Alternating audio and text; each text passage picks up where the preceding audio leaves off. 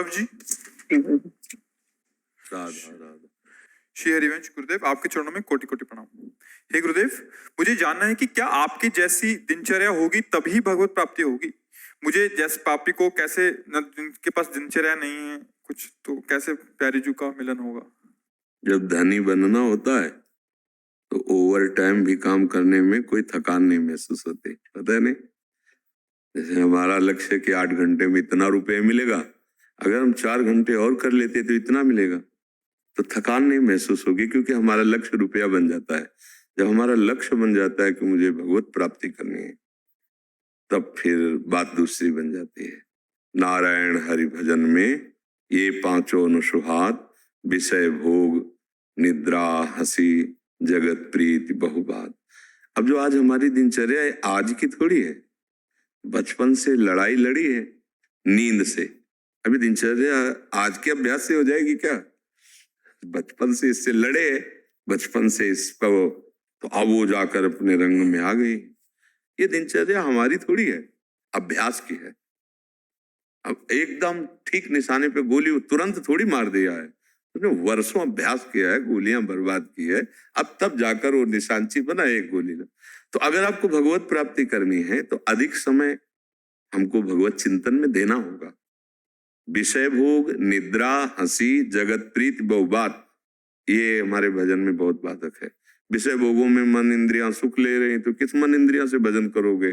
10-10 घंटे सो रहे हो तो जीवन बर्बाद हो रहा है ना। सोने में कोई लाभ? 4 घंटे, 5 घंटे, 6 घंटे जो बहुत श्रम करते हैं, वो सो लिए और फिर उनकी इंद्रियों में चेतना आई।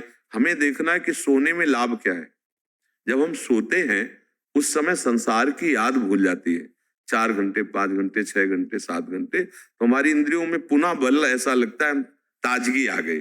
और अगर वही संसार का चिंतन भजन के बल से भुला दिए, उसमें संसारिक चिंतन तो केवल भूलता है, सुषुप्ति में और क्या है? आप सो गए, संसार का चिंतन भूल गए, बस थकावट मिट गई। संसार के चिंतन को भूलना है।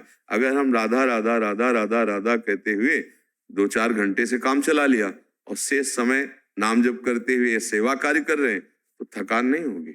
जी, हमको तो बहुत मुश्किल हो जाता है। एक दिन बनाते 2 दिन होता है, फिर तीसरा दिन। क्योंकि आपका अभ्यास नहीं है ना। खास बात, अभ्यास करिए। अभ्यास योग युक्तेन चेतसा नान्यगामिना।